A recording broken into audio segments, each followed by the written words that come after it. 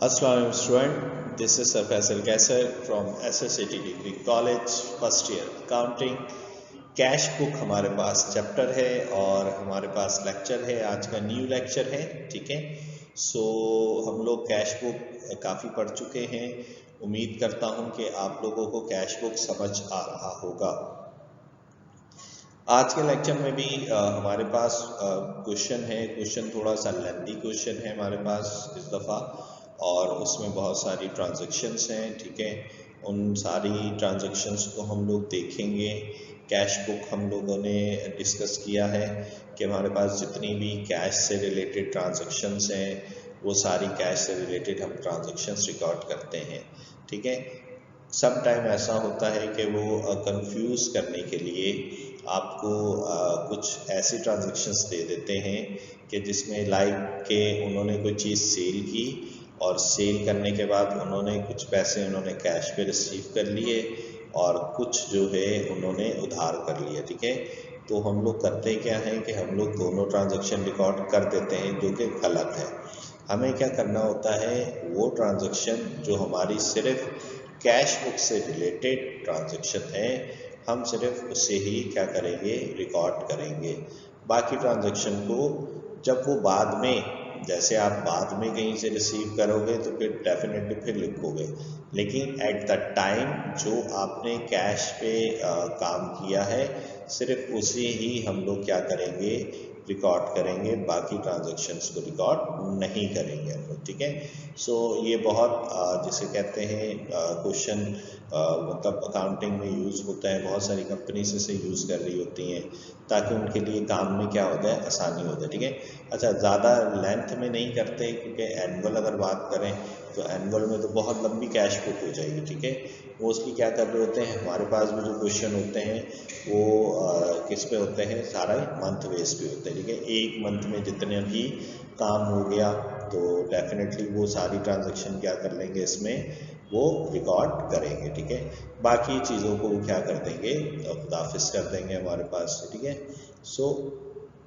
Cash book का जो question है पेपर पॉइंट ऑफ व्यू से भी बहुत जैसे कहते हैं इम्पॉर्टेंट क्वेश्चन है, हर साल आता है हमारे पास। ठीक है, इतना मुश्किल क्वेश्चन नहीं होता, बच्चे आसानी से कहते हैं सॉल्व कर लेते हैं। ठीक है, सो होप सो के आपको कैश बुक समझ आ रहा होगा और जितनी भी हम लोगों ने ट्रांजैक्शंस पढ़ी हैं उसको ध्यान से देखना है, चाहे लेक्चर रिपीट कर करके देखते रहें आप लोग, ताकि आपको कोई भी कंफ्यूजन ना रहे हमारे पास से। ठीक है, सो हम चलते हैं अपने डेफिनेशंस की तरफ। ठीक है, सो डेफिनेशन हमारे पास कैश बुक थी और कैश बुक हमारे पास वही जो भी हमें रिसिप्ट करना है, जो भी हमें पेमेंट करनी है, वो हमें सारी की सारी कैश बुक से रिलेटेड होनी चाहिए। वो कोई भी ऐसी ट्रांजैक्शन जो कैश से रिलेटेड नहीं है। अच्छा, कैश से मुराद, अब कंफ्यूज नहीं होना, कैश से मुराद आपकी ज़रूरी है कि बैंक भी है। ठीक है, वो आप क्या कर रहे होते, पेमेंट कर रहे हो, तो उधार नहीं कर होता ना, आपको पेमेंट आती है बैंक में आ गई तो भाई बैंक में आ गई, वो तो रिसिप्ट हो गया कैश की सूरत में, या आपने कहीं पेमेंट करनी है बैंक के थ्रू, तो दोनों ही चीज़ें किस में कंसिडर की जाती हैं, कैश में ही कंसिडर की जाती हैं। यानी आप बैंक के थ्रू काम कर रहे हो या आप मतलब बैंक के थ्रू या तो पैसे ले रहे हो या आप बैंक के थ्रू पैसे क्या कर रहे हो, दे रहे हो, तो दोनों ही हमारे पास जिसे कहते हैं चीज़ें रिकॉर्ड करी जाती हैं। ठीक है, सो हमारे पास कैश बुक थी, तो कैश बुक में हमारे पास कैश बुक आपको सबको पता है कि लेजर है, डेट वाइज हम लोग काम करते हैं। अगर आप डेट वाइज काम नहीं करते तो फिर हमारे पास जो ट्रांजैक्शंस हैं वो हमारे पास सही से रिकॉर्ड नहीं होती, आपकी कैलकुलेशन में प्रॉब्लम्स आ जाती है, आपके अकाउंटिंग्स के रैकेट्स में क्या आ जाती है प्रॉब्लम। ऐसा भी पॉसिबल है कि आप डबल जिसे कहते हैं अमाउंट लिख दें, ये भी पॉसिबिलिटी हो जाती है। अगर आप डेट वाइज आपको याद ही नहीं, आपने हो सकता है पहले वही रिकॉर्ड कर चुके हैं लेकिन आपको लगा कि क्या नाम है अभी जिसे कहते हैं रिकॉर्ड नहीं किया, तो फिर आप करेंगे क्या, आप फिर दोबारा रिकॉर्ड कर लेंगे उसे। ठीक है, तो इसका मतलब क्या हो गया कि आपने डबल रिकॉर्डिंग कर ली। तो जब आप डबल रिकॉर्डिंग करेंगे तो फिर डेफिनेटली आपको कंफ्यूजन हो जाएगी कि इतना ज़्यादा प्रॉफिट या इतनी ज़्यादा आपके रेवेन्यू कैसे जनरेट हो रहा है, ठीक है। तो इस चीज़ को देखना होता है कि आपने डेट वाइज ना करें, डेट वाइज आपने करना है, यानी डेट आप लिखना ना भूलें। आपने कोई काम जो वो करना है वो जिसे कहते हैं डेट वाइज ही करें तो अच्छा है, ठीक है। आपको कैलकुलेशन में क्या होगी, गलती होने के चांसेस कम हो जाते हैं हमारे पास से, ठीक हो गई बात। ओके जी, records of the business, this is also called the book of original entries. The cash book maintain the track of all type of cash transaction. जितनी भी कैश रिलेटेड अभी मैंने बताया कि वो चाहे बैंक में आए या वो हमारे पास डायरेक्ट कैश में आए, दोनों जगह का मतलब एक ही है हमारे पास से, ठीक है। सो होप सो कि आपको यहाँ तक मेरी बात जो है वो समझ आई होगी। हम चलते हैं अपने क्वेश्चन की तरफ। क्वेश्चन थोड़ा सा बड़ा है, ठीक है, लेकिन हम उसको आसानी करने की कोशिश करेंगे, ठीक है। हम चलते हैं अपने क्वेश्चन की तरफ। अच्छा जी, अब क्वेश्चन अगर आप देखें तो क्वेश्चन में क्या है कि record the following transaction in cash book. अच्छा, कंपनी का नाम नहीं है, अगर कंपनी का नाम नहीं है तो आप नहीं लिखें। मैंने भी सिर्फ क्या लिख दिया है कि 3 कॉलम कैश बुक लिख दिया है। कंपनी ने अगर अपना नाम मेंशन नहीं किया तो आपको भी नाम मेंशन करने की ज़रूरत नहीं है, ठीक है। सो नेक्स्ट क्या है, हमारे पास डेफिनेटली 2 कॉलम्स होते हैं, ठीक है। 2 कॉलम्स होते हैं। एक होता है मेरे पास रिसिप्ट साइड का कॉलम होता है और दूसरा मेरे पास होता है पेमेंट साइड का कॉलम मेरे पास होता है, ठीक है। सो रिसिप्ट और पेमेंट आपको पता ही है, इसमें डेट का column, particular, PR, sales discount, cash, bank, फिर दोबारा डेट, पर्टिकुलर। अब यहाँ से क्या है, यहाँ से पेमेंट वाली साइड स्टार्ट हो जाती है, ठीक है। यहाँ से मेरे पास पेमेंट वाली साइड स्टार्ट हो जाएगी।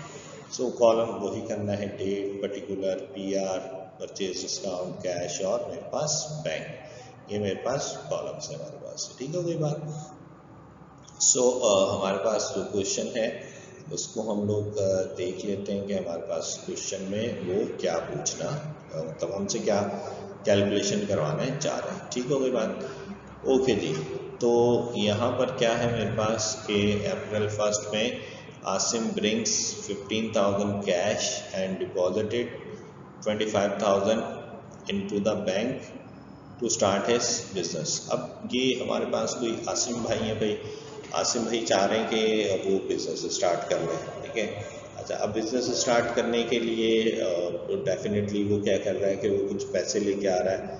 अब वो कुछ पैसे किस में, कुछ पैसे वो कैश की सूरत में लेके आ रहा है और कुछ पैसे वो डिपॉजिट करवा रहा है, कहाँ पे, बैंक में तुम्हारे पास करवा रहा है, डिपॉजिट करवा रहा है, ठीक है।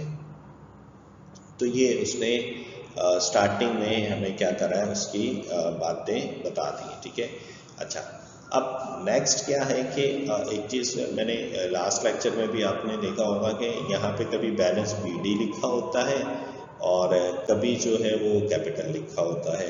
तो लास्ट लेक्चर में भी आपने सुना होगा कि हमेशा जब इन्वेस्टमेंट की बात कर रहा है, ये ब्रिंग्स की बात कर रहे हैं, ब्रिंग्स मतलब होता है लाना, ठीक है। Asim brings 15,000 cash and deposit 25,000 into the bank to start a business. तो जब कोई नया बिजनेस स्टार्ट कर रहे हैं या इन्वेस्टमेंट कर रहे हैं तो फिर हमारे पास जो वर्ड यूज़ होगा यहाँ पर, वो क्या वर्ड यूज़ होगा, कैपिटल का वर्ड यूज़ होगा, ठीक है। लेकिन अगर वो ये कहता है कि भाई हमारे पास इतना बैलेंस है, लाइक लास्ट लेक्चर में देखा हुआ कैश इन हैंड, तो कैश इन हैंड का मतलब उसके पास था वो कैश, उसने कोई इन्वेस्टमेंट नहीं करी। तो हमने लिखा भी क्या था यहाँ पे, बैलेंस बीडी लिखा था हम लोगों ने, ठीक है। यहाँ पे क्या लिखा था, बैलेंस बीडी। तो अब उस सूरत में क्या है कि हमारे पास अगर वो इन्वेस्टमेंट की बात कर रहा है, नई बिजनेस की बात कर रहा है, तो हम लोग क्या करेंगे, वहाँ पर कैपिटल का वर्ड ही यूज़ करेंगे। क्लियर हो गई बात। ओके, तो हमने कहाँ लिख दिया, ऐसे कैश में लिख दिया और दूसरा हमने कहाँ पे लिख दिया, ऐसे बैंक पे लिख दिया, यानी कैश में 15,000 और बैंक में 25,000 जितना उसने हमें कहा था। क्लियर। ओके जी, नेक्स्ट क्या है मेरे पास, नेक्स्ट इसने कहा कि sold merchandise for cash, merchandise sold की गई है। लास्ट हम लोगों ने लेक्चर में भी सीखा कि अगर यहाँ पे कोई मर्चेंडाइज का वर्ड यूज़ कर रहा है, यहाँ पे अगर कोई गुड्स का वर्ड यूज़ कर रहा है, या फिर मेरे पास स्टॉक का वर्ड यूज़ कर रहा है, तो तीनों का मतलब ऑलमोस्ट सेम ही होता है। हाँ, अगर यहाँ पे कोई चीज़ का जैसे कहते हैं नाम आ जाए तो फिर कुछ जिसे कहते हैं जर्नल एंट्रीज वगैरह में चेंजिंग आ जाती है, ठीक है। लेकिन फ़िलहाल क्या है यहाँ पर, फ़िलहाल ये है कि भाई सोल्ड की है मर्चेंडाइज और कैश पे की है, तो डेफिनेटली ये मेरे पास एक रिसिप्ट साइड थी और ये मेरे पास क्या थी, इसकी पेमेंट साइड थी। तो हमने सोल्ड किया है तो डेफिनेटली सोल्ड का मतलब है कि हमें रिसीविंग होगी, और रिसीविंग कितनी की थी मेरे पास, 5,000 रुपये की। तो ये अगर आप देखें अप्रैल 1 के बाद अप्रैल क्या लिख दिया मैंने 4, और उसी के बाद मैंने क्या लिख दिया है, सेल लिख दिया, ठीक है। और सेल में करने के बाद जो हमें पैसा मिला, यानी हमें जो कैश मिला, वो कैश कितना मिल गया हमें, 5,000। देख रहे हैं ये यहाँ पर क्या मिल गया मुझे, 5,000 का कैश मिल गया, ठीक है। नेक्स्ट मेरे पास क्या है कि परचेज कंप्यूटर ऑन कैश, ठीक है।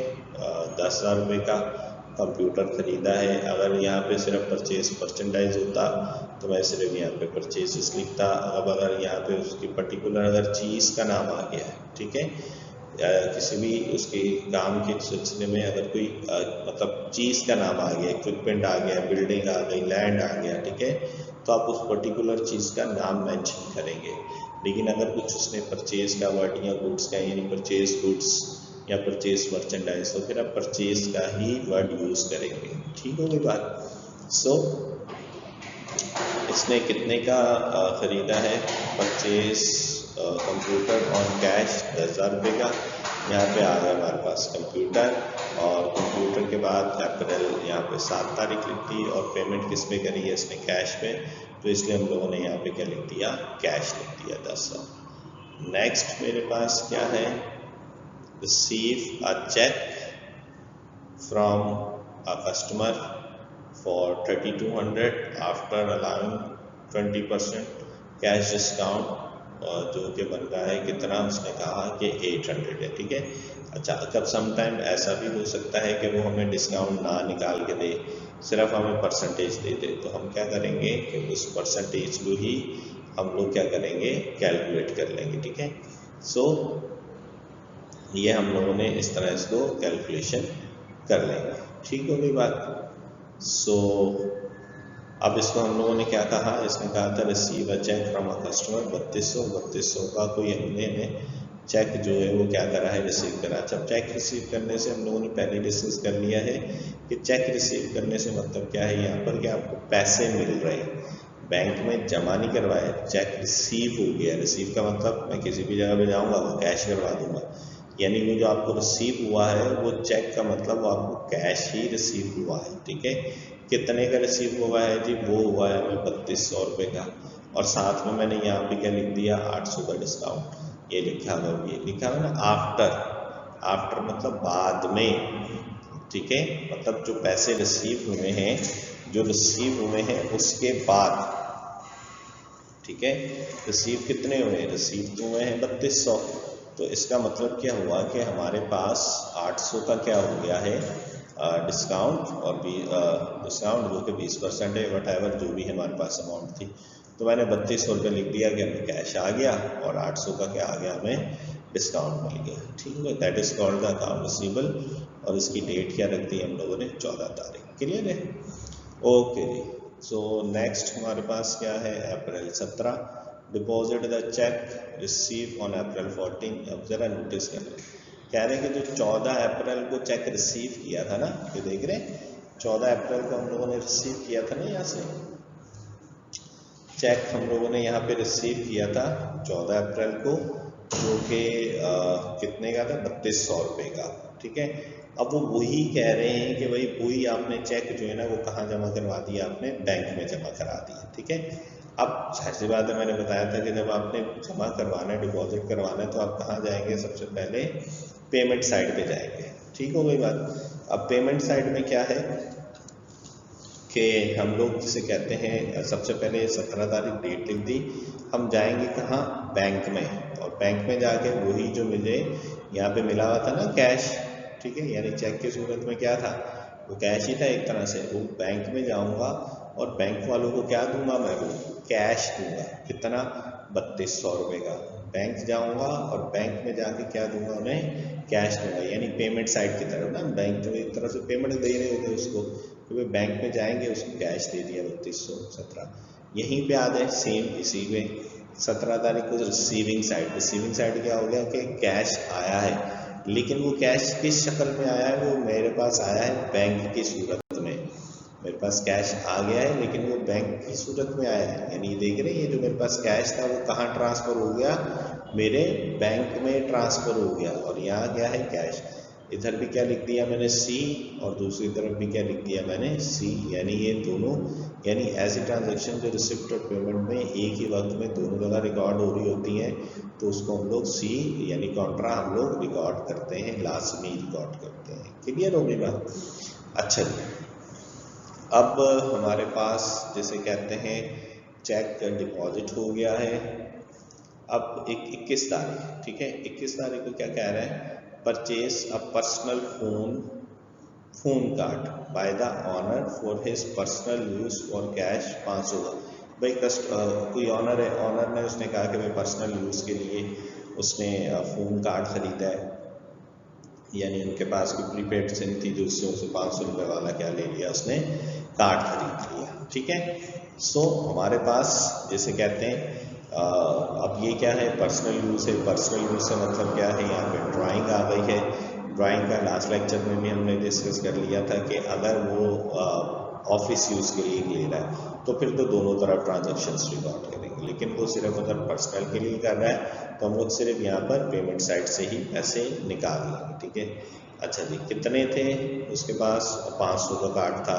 किस डेट की बात है जी, 21 की। यहाँ पे आया तो यहाँ पे डेट क्या लिख दी मैंने, 21, ड्राइंग लिख दिया और 500 रुपये क्या कर लिया उसने, देख रहे हैं, कैश की सूरत में। तो कैश की सूरत में 500 रुपये मैंने यहाँ पर इस तरह इसको लिख दिए हैं। ओके जी, क्लियर हो गई बात। और नेक्स्ट क्या है मेरे पास, नेक्स्ट है परचेज मर्चेंडाइज बाय चेक 8000 रुपये की। तो वही चीज़ देख लें, यहाँ पे क्या वर्ड ये लिखा हुआ है, परचेज का वर्ड लिखा हुआ है। अगर यहाँ पर कोई चीज़ का नाम आ जाता, कोई purchase equipment, land, building, whatever, कोई भी कंप्यूटर, तो हम लोग क्या करते हैं, उस चीज़ का, पर्टिकुलर चीज़ का नाम लिखते हैं, ठीक है।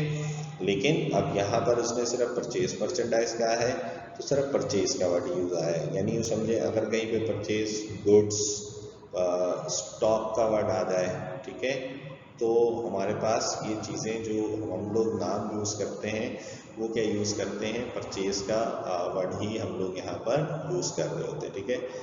इसने कहा कि जो पेमेंट है वो पेमेंट किस तरह की है, इसने 8000 की, देखें पेमेंट हो रही है, ठीक है। अब उधार नहीं हो रहा, किसके थ्रू हो रही है, वो कैश के थ्रू हो रही है या बैंक के थ्रू, वटएवर, तो हमने उसको रिकॉर्ड करा है।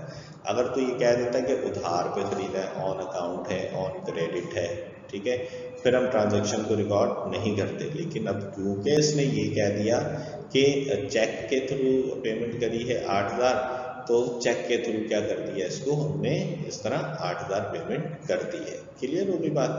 अच्छा जी, नेक्स्ट क्या है, paid through cheque to supplier 28,200 in settlement of 3000। अब देखिए, अब यहाँ पर भी क्या है कि पेमेंट हो रही है, पेमेंट किसको हो रही है, सप्लायर को। सप्लायर से भी माल ख़रीदा होगा और माल ख़रीदने के बाद जो है पेमेंट आई है, और मतलब पेमेंट देनी है, पेमेंट करने का टाइम आ गया तो पेमेंट कर दी है। लेकिन देखें यहाँ पर पेमेंट देख रहे हैं, पेमेंट कितनी है, 3000 की, लेकिन हमने जो पेमेंट करी है वो कितने की करी है भाई, 28,200 की, ठीक है।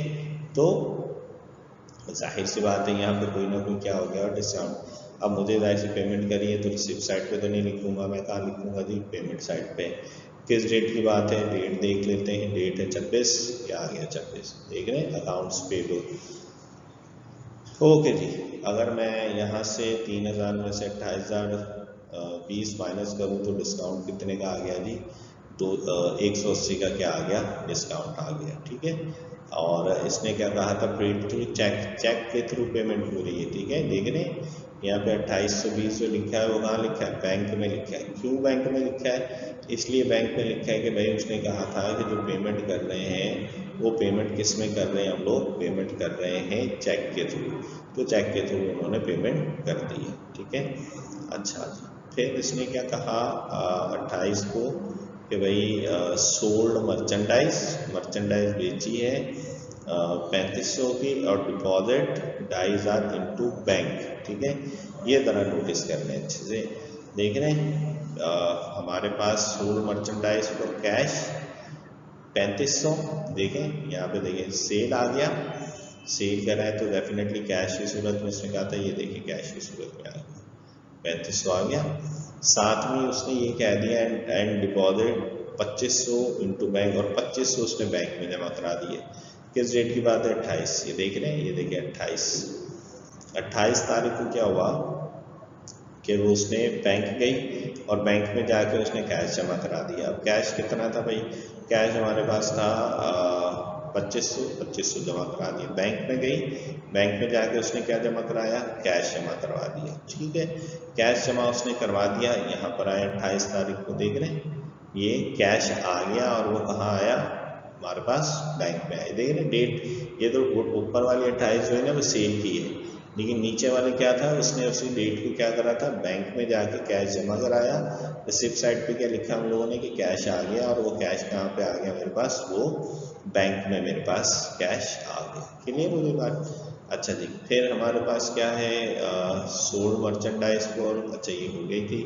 अप्रैल 30 में क्या है कि पेड रेंट बाय चेक 5000 रुपये एंड सैलरी टू एम्प्लॉय का। अच्छा नोटिस कर लेना है कि जब ये कह रहे हैं कि भाई चेक के थ्रू है तो चेक में लिख देंगे, ये देंगे ना सैलरीज हमारे पास आ गई, और स्टार्टिंग में क्या था रेंट कितना था 5000 चेक के थ्रू, देखिए रेंट लिखा और 5000 रुपये हम लोगों ने कैश की सूरत में लिख दिए यहाँ पर, ठीक है। बाकी इसने क्या कहा कि हमें क्या दे दिया इसने, सैलरी टू एम्प्लॉय कैश 4000, सो 4000 हमने क्या लिख दिया इसमें कैश में, इस तरह इसको लिख दिया। क्लियर हो गया। सो ये मेरे पास सारी की सारी ट्रांजैक्शन इस तरह कंप्लीट हो गई। लास्ट में क्या करेंगे हम लोग, लास्ट में जाहिर सी बात है सारे कॉलम्स को हम लोग क्या कर लेंगे, प्लस कर लेंगे। प्लस करने के बाद हम लोग देखेंगे कि भाई मेरे पास पेमेंट कितनी बची हुई है।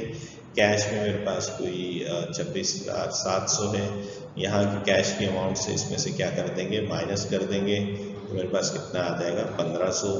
फिर इसी तरह मैं देखूंगा कि बैंक में मेरे पास है 30,700, यहाँ से भी क्या कर देंगे हम लोग इसको, बैंक से ये याद रखना है कि कैश में से कैश को माइनस करना होता है और बैंक में से बैंक को माइनस करना होता है, ठीक है। जो भी कटा के बैलेंस बचेगा, यहाँ पर जो कैश में बचा वो कितना बचा 1500, यानी यहाँ से यहाँ ट्रांसफ़र हो गया। और मेरे पास जो बैंक था, बैंक में 19,880 बैलेंस बचा था, ठीक है, तो वो भी यहाँ पर क्या हो गया, ट्रांसफ़र हो गया, ठीक है। सो होप सो स्टूडेंट के आपको लेक्चर जो है ये मेरा समझ आया होगा, और अच्छे से तैयारी कीजिएगा नेक्स्ट लेक्चर के लिए। अल्लाह हाफिज़।